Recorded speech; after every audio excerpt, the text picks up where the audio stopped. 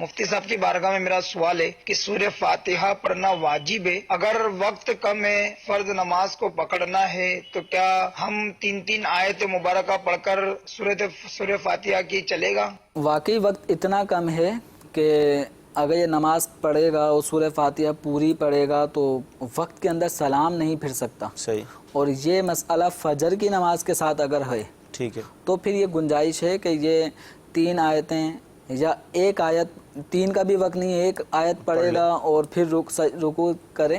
تو اگر اتنا وقت بھی نہیں ہے کہ 3 آیتیں بھی پڑھے تو ایک آیت پہ کم از کم اکتفا کرنا پڑے گا، ایک آیت تو پڑھنا فرض ہوگی. ٹھیک ہے. تو اس طرح یہ نماز کو کمپلیٹ کر لیں، لیکن اس نماز کو دوبارہ سے دہرانا ہوگا.